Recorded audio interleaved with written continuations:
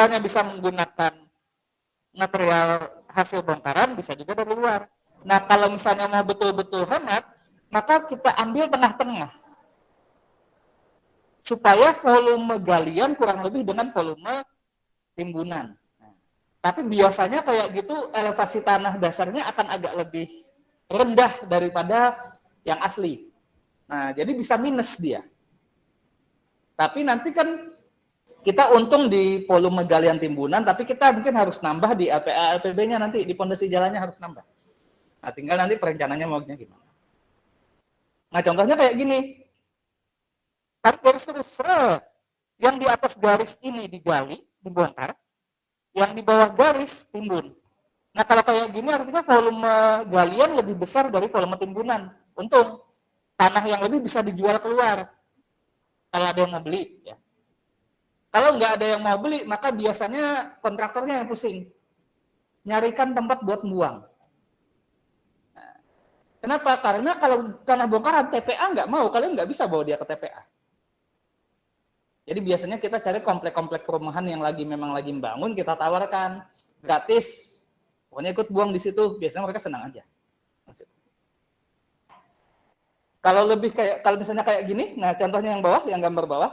Yang gambar bawah ini, maka volume timbunan lebih besar dari volume galian. Maka kita harus beli material dari luar. Nah, ya duit, ya gitu. Tapi elevasi yang diinginkan jadinya smooth di sini. Tinggal nanti perencananya maunya gimana. Tapi tarik yang penting, kita bisa bikin kayak gini, kita harus dapat ininya dulu. Nah.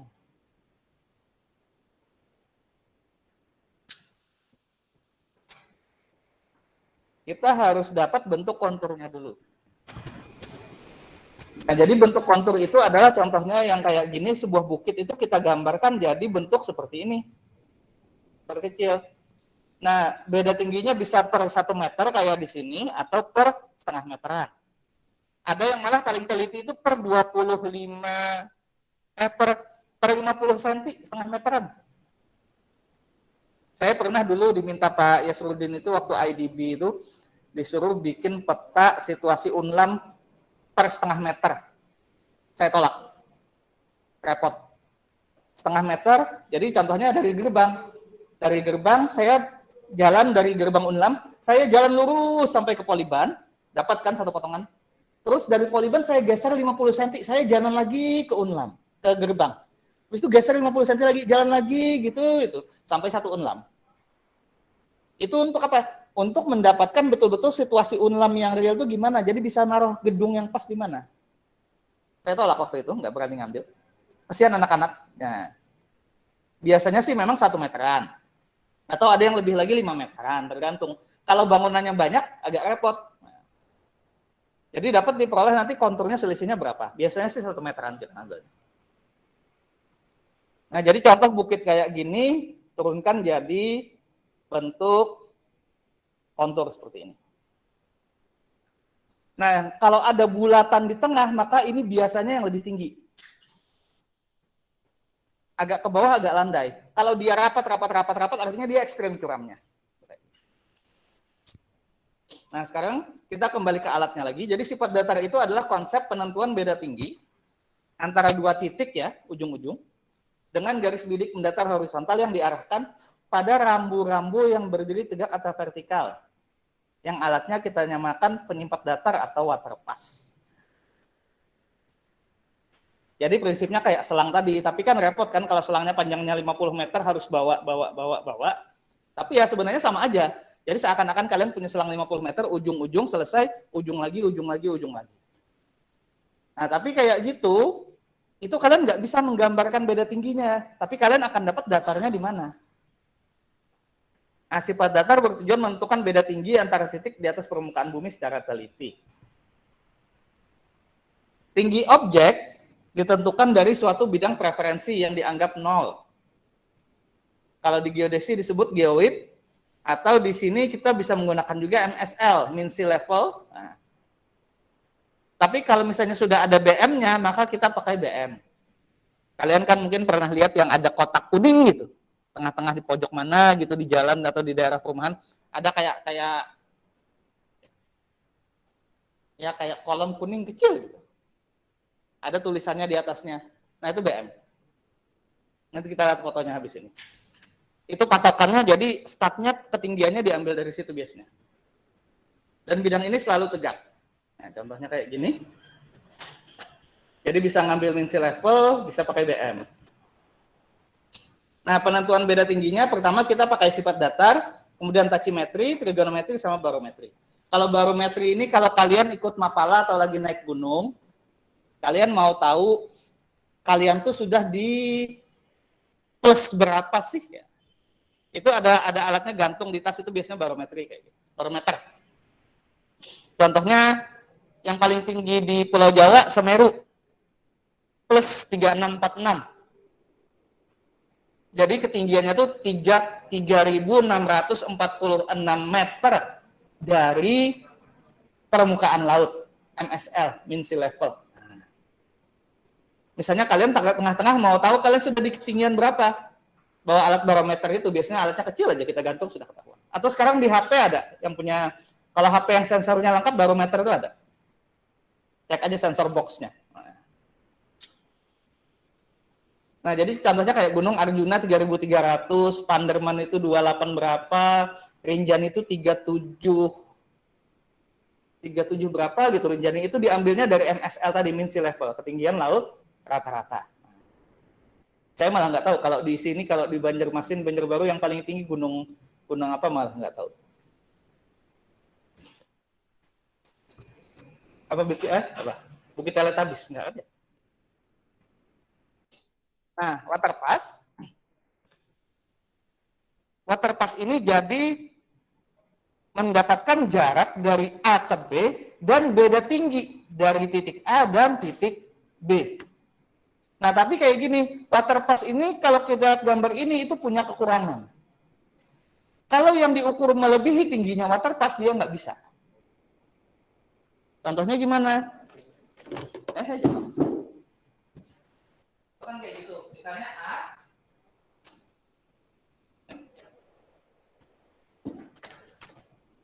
Misalnya ini A.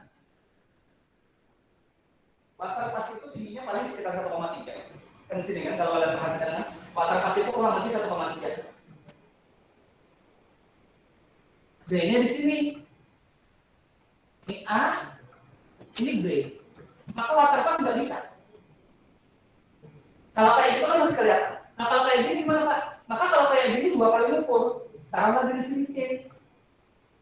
Jadi A ke C dulu, baru ini pindah ke sini. Lalu cek B.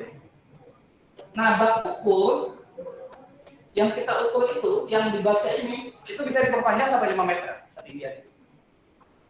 Tak, bisa dibuka sampai 5 meter. Yang kita punya di lab itu antara 3 sampai 5 meter. Jadi misalnya di sini, ini bisa aja sih alat taruh sini, dipanjangin sampai 5 meter sini. Tapi kalau nggak mau repot ya, pakai teodolit. Kalau teodolit bisa langsung ke sini, dia bisa mirip.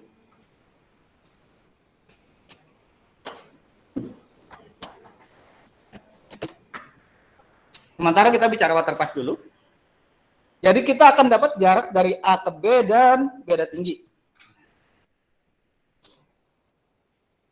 Tapi kalau kayak tadi misalnya nggak mampu, kita bisa pakai teodolit dengan cara trigonometri, sin, cos, tangan. Jadi kita hitung berapa sudutnya, kita akan dapat jarak sama beda tingginya dari situ. Nah, kalau zaman dulu kayak gini kan pakai selang tuh. 1, 2. Biasanya kan pakai selangnya pakai selang bening yang kecil itu. Supaya kelihatan ujung airnya di mana.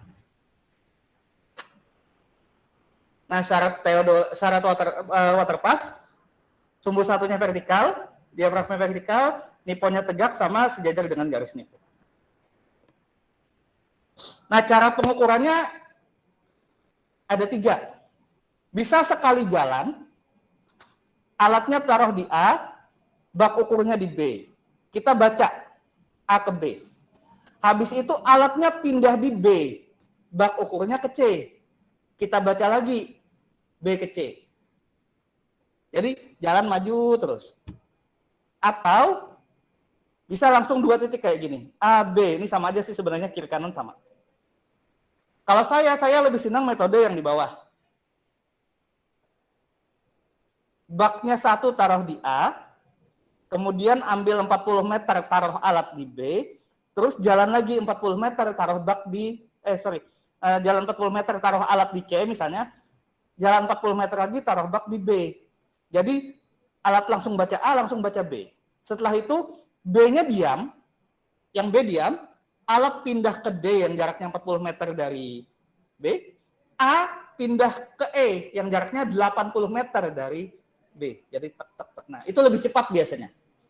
Daripada sekali jalan. Kalau kayak gini kan misalnya A nembak ke B. Terus baknya pindah dari B ke C, alat pindah ke B. Itu enak sih, teratur jalan lurus saja. Lambat tapi. Tapi ini bisa dilakukan dengan 2 orang. Kalau kayak gini minimal 3 orang dan harus punya 2 bak. Tapi lebih cepat, jauh lebih cepat. Jalan. Ya, nanti disesuaikan kalian punya waktu berapa dan punya tenaga berapa. Nah, jaraknya biasanya antara 40 sampai 60 meter. Standarnya sih 50, tapi kalau masih bagus mungkin 60 masih kelihatan. Tapi kalau bisa sih sebenarnya jangan terlalu maksimal banget, makanya kita biasa ngambil 40 meter. 40 meter itu aja kalau kayak saya yang pakai kacamata itu saya nggak bisa baca sudah. Hurufnya itu berapa. Karena yang dibaca kan kotak-kotaknya di bak itu. Nah, jarak antara 2 rambu tadi kita namakan slug. Nah, ini 1 slug nih. Di situ.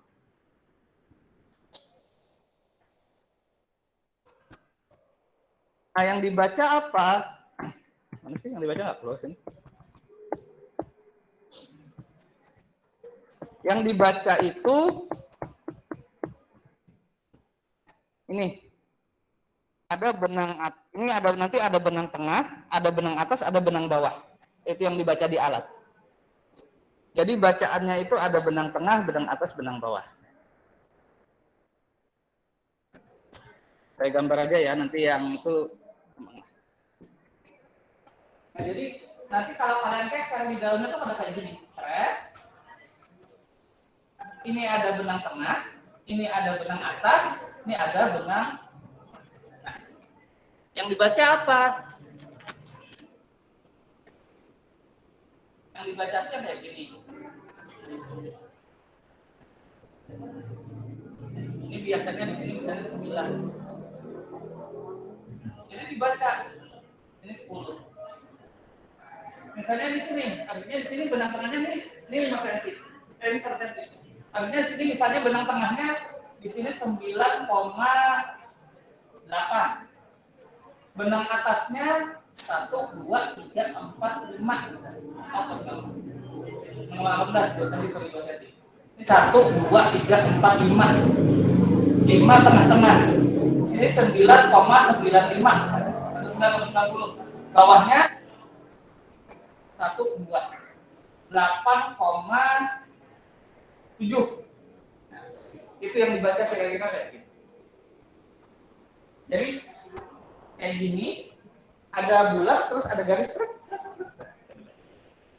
Itu kita arahkan ke rambu ukur. Rambu ukur itu yang dibaca nanti. Satu kotak itu kalau nggak salah 2 cm, saya agak lupa itu. Kalau nggak 1 cm 2 cm ini. Bisa dilihat. Nah, yang dibaca itu benang atas, benang tengah, benang bawah.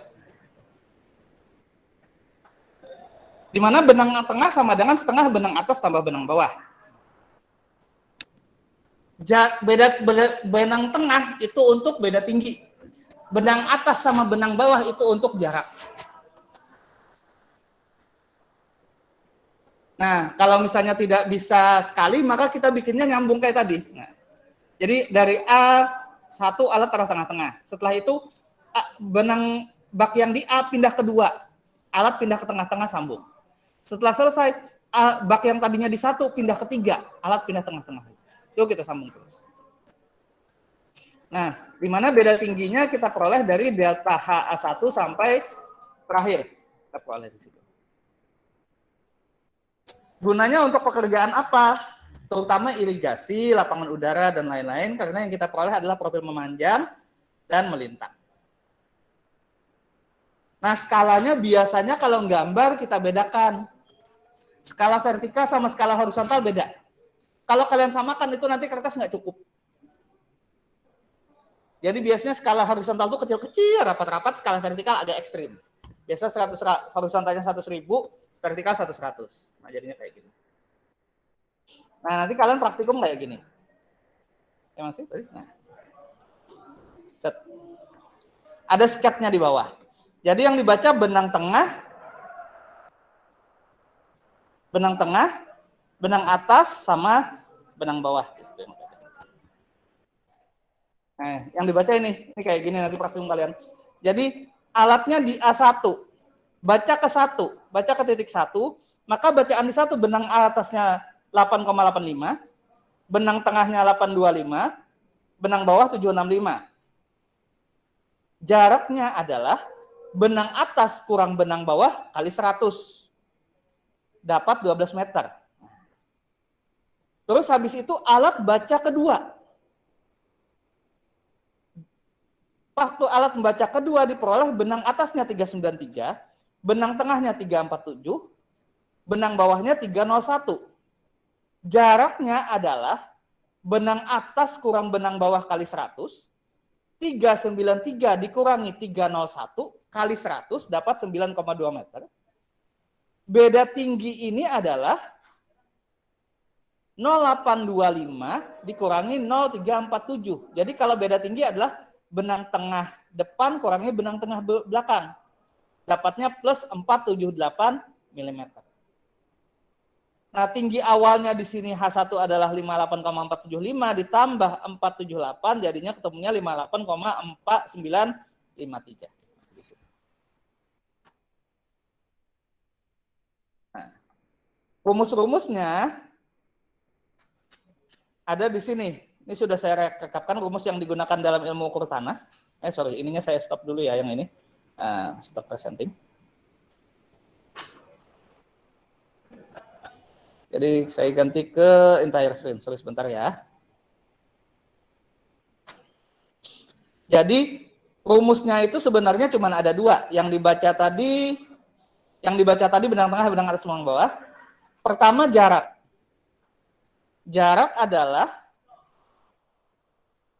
benang atas kurangi benang bawah kali 100 itu jarak. Beda tinggi adalah tinggi alat dikurangi beda tinggi muka atau beda tinggi belakang. Di sini sudah ada saya rekapkan. Nah, sini. Yang biasanya kita pegang adalah benang tengah, yang kita perlukan jarak cuma ini. Jadi benang atas kurang benang bawah kali 100 itu jarak. Jarak mana? Jarak dari bak ke alat. Itu. Nah, beda tinggi di mana? Kan kalian ngambil ke 1 tadi ada beda tinggi 1. Ngambil kedua ada BT2. Ada benang tengah 1, ada benang tengah 2. Benang tengah awal dikurangi benang tengah selanjutnya itu adalah beda tinggi antara 1 dan 2. Jadi kalau jarak kita menggunakan benang atas dan benang bawah, tapi kalau beda tinggi kita pakai benang tengah. Benang tengah awal dikurangi benang tengah akhir itu adalah selisih tinggi awal dan akhir. Benang tengah atas dikurangi benang tengah bawah adalah jarak dari alat ke bak. Nah, itu di situ. Nanti kalau pas praktikum kalian akan lebih jelas kok ininya. Biasanya saya kalau UAS cuma ini aja TTS. Jadi ini ya saya kosong-kosong kalian menghitung berapa jarak sama beda tingginya biasanya. Nah, sketsa ini jangan lupa, nanti biasanya lupa bikin sketsa, jadi nggak tahu ini kenapa kok jadi kayak gini dan lain-lain. Terus itu. Nah, contoh kalau untuk pengukuran yang bolak-balik ya, Lab Iyut Andi Labuan Amas.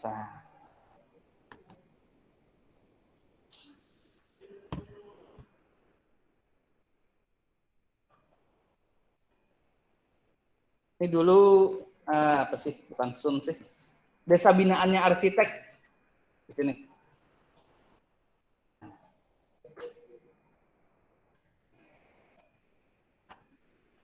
Nah, ini yang namanya waterpass. Tampak atas ya ini ya. Nah, jadi kayak gini. Nah, dirikan alat dulu, waterpass dipatok di bawah. Ini sambil DCP kemarin. Jadi sambil ngukur sambil DCP.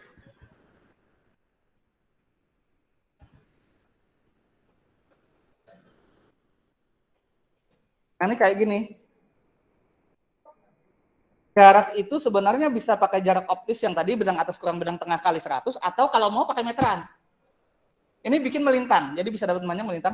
Jadi yang dibaca apa? Yang dibaca ini. Nah, ini bak ini. Nah, ini kan ada merah-merah, ada angkanya nanti. Nah, itu yang dibaca. Berapa angkanya tadi. Jadi, tengah-tengah itu ambil setengah. Jarak lagi, baca lagi. Nah, sini kelihatan. Nah, ini contoh. Ini kan 9. 1, 2, 3, 4, 5, 6, 7, 8, 9, 10. Ini 9,1, ini 9,2, 9,3, 9,4, 9,5, 9,6, 9,7, 9,8, 9,9, ini 10. Benang tengah atas bawah tadi itu nanti pas ngeker itu akan membaca yang di sini. Nah, itu tinggal ketelitian yang pegang alat aja. Misalnya benang tengahnya posisinya pas di sini.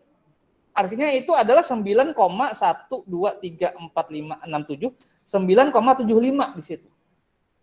Atau kalau merasa agak tinggi bisa 7677. Nah, itu asumsi yang baca. Makanya saya selalu bilang di awal, kalau bisa yang baca tuh jangan ganti-ganti. Ya dia membagi kotak ini menjadi 0,25, 0,5 sama 0,75 itu bisa feelingnya bisa lain. Nah, yang dibaca ini. Jadi yang dikeker itu bak ini. Nah, bak ini itu bisa dipanjangi sampai 5 meter. Jadi kalau misalnya kayak ini pas di bawah, ini pakai kayu, tapi sebenarnya ini rawa. Kalau mau tahu rawanya bisa aja kita benamkan, jadi sambil ketahuan. Ini pakai kayu. Nah, kayak gini lah. Nah, kan yang dibaca kayak gini. 12, ini 12,1, 12,2, 12,3, 12,4, 12,5, 6, 7, 8, 9, 13. Jadi di atas sini itu 13,1, sini 13,2, 13,3, 13,4, 13,5. Nah, yang dibaca tuh nanti yang ini. Jadi benang tengah yang vertikal itu paskan di tengah-tengah sini. Nah, jadi yang kalian baca tengah, atas, bawah, itu yang dicatat. Benang atas, benang tengah, benang bawah. Menghitungnya biasanya nanti di lab. Jadi kita waktu praktikum nanti atau waktu kerjaan, kita nyatat aja dulu. Atas, tengah, bawah itu sudah ada formnya, kita tinggal isi manual. Atas, tengah, bawah, atas, tengah, bawah. Kita ngitungnya nanti. Sama bikin sketsa, itu yang kita kerjakan di lapangan. Nah, kayak gini. Nah, ini yang dibaca nanti. Nah, ini yang namanya BM. Jadi kalau misalnya kalian mau nggak punya patokan ketinggian, cari yang kayak gini, itu ada tulisannya MSL-nya plus berapa. Jadi kita patokannya kalau ngitung itu dari sini kita plus hasil pengukuran kita biasanya. Tapi kalau nggak ketemu ini ya kita ambil aja biasanya nolnya di jalan. Contohnya kalian praktikum nanti nolnya mungkin di jalan. Tapi kalau nggak ya ini benchmark atau BM itu ya bangunan-bangunan kayak gini, itu biasanya ada MSL-nya. Ini Desa Handil, di atas ini biasanya ada ininya. Nah, BM. Nah, Desa Handil Labuan Amos biasanya di atasnya ada tulisannya. Ini kan bisa turun ke bawah dan lain-lain. Nah, saya kemarin bawa 2. Jadi saya pakai metode yang di bawah tadi. Ini 2 kiri kanan, tak pindah. Ini sambil ngambil memanjang, sambil ngambil melintang. Jadi contohnya ini jembatan kan ini 1, 2. Ini dipanjangin sampai 2 meter ini kemarin. Kiri kanan, kiri kanan, kiri kanan. Nah, jalannya belok-belok, tapi kalau pakai motor pas, pokoknya kita ambilnya dianggap lurus saja semua. Nah, ini ke sini, 40 meter, terus ke belakang. Jalan, terus. Nah, kan kayak gini. Yang baca. 06 itu maksudnya 60 cm ya. 60 jadi 61, 62, 63, 64. Tapi biasanya kita kan senti ke meter kan kali, makanya tadi rumusnya kan benang atas kurang benang bawah kali 100. Karena hasilnya nanti jaraknya meter. Jadi ini bacaannya 06 misalnya di sini itu artinya 63. 63 apa? 63 cm. Nanti kali 100 karena jaraknya nanti ketemunya meter. Atau di situ. Misalnya benang tengahnya yang di depan 40 yang belakang 50, artinya dia misalnya asalnya 40 ke 50 artinya jalan itu turun 10 cm. Misalnya tadi depan awal kita benang tengah 40, yang kedua 60. Artinya itu turun 20 cm itu. Karena benang tengah itu menggambarkan ketinggian.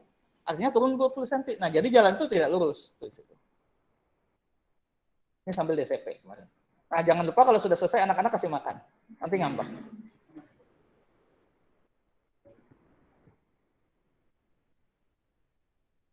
Saya tadi nyari-nyari yang foto-foto yang pakai water pass selang nggak ketemu, nggak tahu di mana itu kemarin. Yang waktu di Intan Sari kemarin.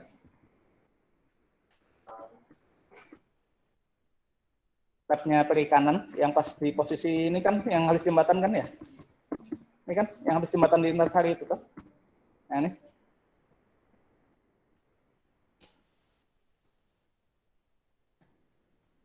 Nah, kalau konturnya seperti ini yang menurun, maka yang kalian bawa adalah teodolit. Karena waterpass nggak bisa dia ininya, meskipun yang kita dapat jarak sama.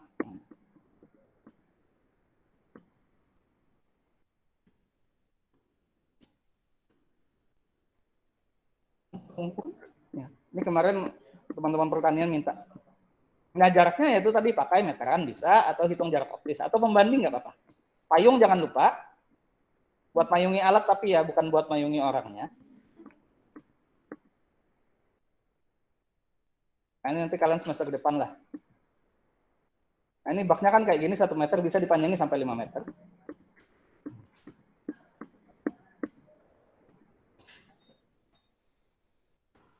Tripodnya dulu. Nah, kalau misalnya miring ya kita pakainya teodolit di sini. Nah, yang dipayungi alat loh ya. Nah, bak itu bisa sampai kayak gini, bisa turun ke bawah, makanya bisa dipanjangin. Kalau kita mau tahu kolamnya seberapa ya kayak gini, turun baknya. Nah, pegang aja di bawah.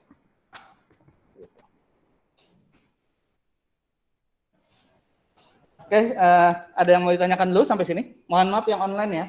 Ini mulai kemarin jaringannya ya kayak gitu loh. Minggu depan kita bicara teodolit insya Allah, terus total station. Saya sih masih ada rencana khusus total station kita ke bawah sebentar nanti. Karena total station ya katanya si Ripa total station cuma sekilas, tapi nantilah dilihat dulu ininya. Ini kan tanggal 22 ya. Terus tanggal 29. Habis itu puasaan. Soalnya tanggal 18 tadi nisfu kan ya? Artinya kan 15 hari setelah, anggap 2 minggu habis Jumat kemarin kan ya? Kita sudah puasaan tadi, minggu depan, akhir minggu depan atau awal minggu depannya lagi kita sudah puasaan kan ya sebenarnya. Nah, Oke, ada yang mau tanyakan dulu? Jangan lupa yang online absen di portal juga ya, kalian juga tetap.